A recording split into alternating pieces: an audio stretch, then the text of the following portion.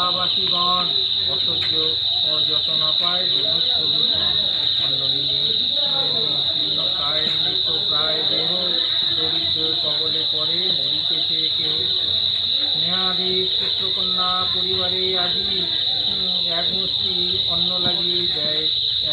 সবে ত্যাগী অহমত কেন ত্যাগী কাপের ফলে মতবাদী জলে মরে অনলে নারদের কথা শুনি লক্ষ্মীদেবী কোন মতের লাগে কাঁদে মোর প্রাণ শুনো বলি তপধন দুঃখের কারণ মর্তলোকে পাপ কর্মে ভুলিতে এখন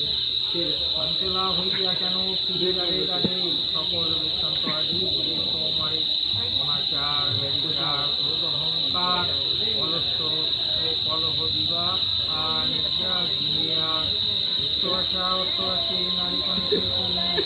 জলে না সংহারী মায়া লজ্জা ভয় নাই অন্তরে ইচ্ছা মতো যেথা সেটা যাতায়াত করে প্রভাতে না দেয় ভাটা ঘুময়ের ছড়া বাকি হচ্ছে মাটি মুখে ভিতরের তারা সরসানারি করিয়া সৃজন অর্থধানের পাঠে একটি শান্তির কারণ শুনতে সুখে তারা ভুলছে আমায় সকল সংসার আদি করলে মজায় শ্বশুর শাশুড়ির প্রতি ভক্তি নাহি মনে বার্তা মানে গুরুজনে দেখা দেয় প্রাণী ভারী রঙের লজ্জা যে হয় তাহা যে নারীগণ বিসর্জন দেয় অতিথি আসিলে গৃহে দূর দূর করে স্বামী অগ্রে নিত্য নারী উদর ঘরে অতিদুঃখ অতিভাবে সেই নারীগণ গৃহকর্ম তজিয়া ভরসালাপন পুরুষেরা পরিহাসে সময় কাটায় নিত্যাধীন সত্যকথা মুখে নাহি জয় পাপীগণ জীবানিষি করে জ্বালাতন চপলা হইয়া আমি ঘুরি সে কারণ পরিপূর্ণ হিংসা দেহ মানব জীবন পরস্পর কাতর হয় কুটিলতা মন নাই ধীরে যথেষ্টভাবে দুঃখজন্য তাহারও ফল জানিবে রচনা পেতে হেতু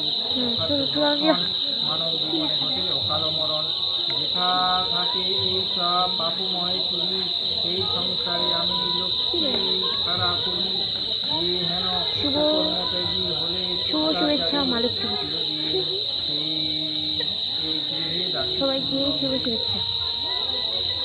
শুনিয়া দেবী ভক্ত কহে ঋষিমণি এই কার্যে সাধিলে নরসুস্থ রবে তুমি বিভাসাধ্য লবে তব পদ ছায়া ও দয়াময়ী ভিক্ষা দাও দয়ামায়া দিল্য জননী মাতা তুমি ভুবনেশ্বরী সৃষ্টি স্থিতি প্রলয়ে তুমি অধিকারী নির্গুণী সমদেবী মর্তবাসী গণে পরের দুঃখ আর সহে না পুরাণে নারদ বাক্যে দয়া উপজিল মনে বিদায় করিল তারে সমস্ত ভাষণে জগতের দুঃখ লাগি কাঁদে মোর গিয়া সমাধান আজি করিব করিতে গিয়া এই রূপে চিন্তাধারা লক্ষ্মীদেবী মনে মর্তের দুঃখ নাশ করিবে কেমনে চিন্তান্বিত হয়ে কোন নারায়ণ প্রতি কিরূপে নাচিব বল নরের দুর্গতি যেমন করিব দুঃখের অবসান উপদেশ দাও মোর বিপদ ভাঙিয়া শ্রবণ করো প্রতি আমার বচন অর্থলক্ষ্য প্রচলন গুরুবারে সন্ধ্যাবেলা যত নারীগণ পূজা অন্তে কথা পরিবেশ মনস্কৃত